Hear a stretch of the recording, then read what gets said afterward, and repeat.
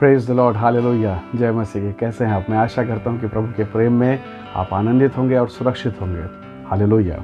आज के सुंदर सुबह में आइए हम परमेश्वर का धन्यवाद करते हुए प्रभु के पवित्र वचन की ओर अपने मन को लगाएं। मेरे साथ निकालें रोमियो की किताब, उसका 4 अध्याय और उसके 19, 20 और 21 वचन को मैं आपके लिए पढ़ूंगा। यहाँ लिखा है, और वह जो 100 वर्ष का था अपने मरे हुए से शरीर और सारा के गर्भ की मरी हुई सी दशा जानकर भी विश्वास में निर्बल ना हुआ और न अविश्वासी होकर परमेश्वर की प्रतिज्ञा पर संदेह किया, पर विश्वास में दृढ़ होकर परमेश्वर की महिमा की और निश्चय जाना कि जिस बात की उसने प्रतिज्ञा की है वह उसे पूरी करने को भी सामर्थी है। Praise the Lord, hallelujah.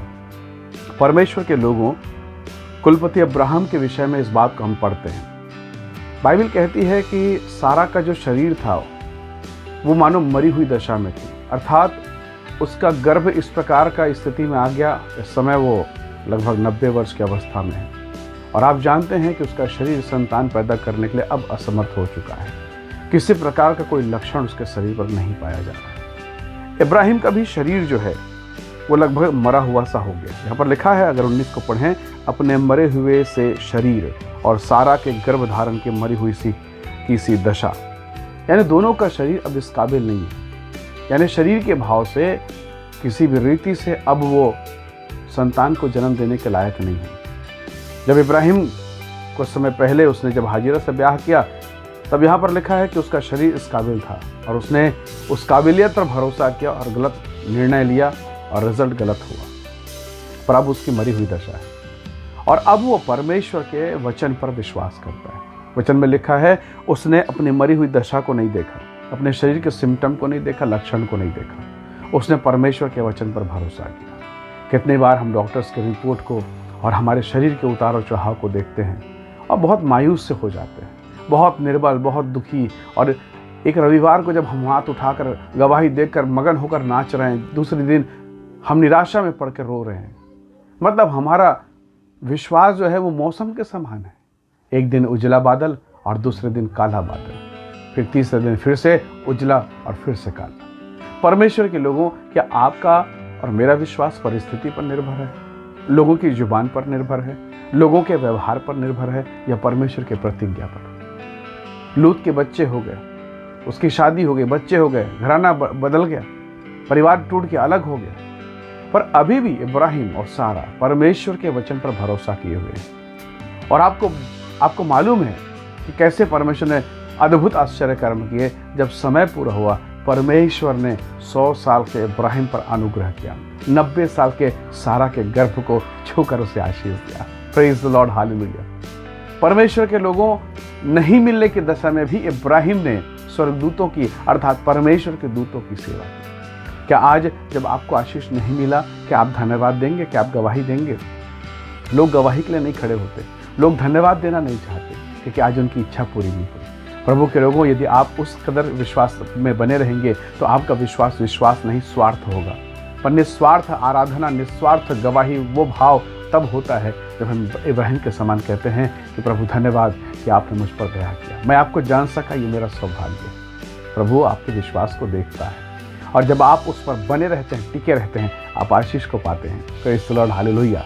Ibrahim के विषय में लिखा है, उसने 20 पद, और न अविश्वासी होकर परमेश्वर की प्रतिज्ञा पर संदेह किया, पर विश्वास में दृढ़ होकर परमेश्वर की महिमा की। हालेलुया।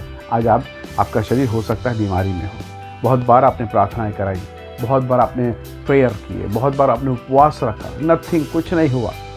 कई बार आपको पास्टर ने कहा प्रभु आपको आशीष देगा, लेकिन आशीष दूर दूर तक दिखाई नहीं दे रहे। और तब हम शॉर्ट पीरियड में, छोटे समय पर निर्णय लेते हैं जो कई बार गलत होता है। वो परमेश्वर की इच्छा नहीं। यही निर्णय, यही गलती इब्राहिम ने किया। इसलिए प्रभु के लोगों, परमेश्वर की ओर देखें। दाऊद बड़े अनुभव के साथ कहता है, मुझे सहायता यहोवा की ओर से मिलती है जो आकाश और पृथ्वी का करता है। हो सकता है प्रार्थनाओं में समय लगेगा, उत्तर आने में समय लगेगा, लेकिन मेरा परमेश्वर उत्तर देगा, ये तय है। ये तय है कि वो प्रभु दया करने वाला है। हालेलुया। इसलिए आज की सुबह हम परमेश्वर का धन्यवाद करें, उसकी हुजूरी, उसकी महिमा, उसकी उपस्थिति के लिए धन्यवाद करें, उसकी महिमा करें। परमेश्वर के लोगों विश्वास में बने रहें, बड़ा प्रतिफल इंतजार मांगता है। धीरज धरने के विषय में कहता है। इसलिए तो याकूब कहता है 5वें अध्याय में कि हे मेरे भाइयों, तुम अय्यूब के धीरज के विषय में तो जानते हो। जो आप धीरज धरेंगे, आप परमेश्वर की महिमा को देखेंगे। हालेलुया, आप महान काम को देखेंगे।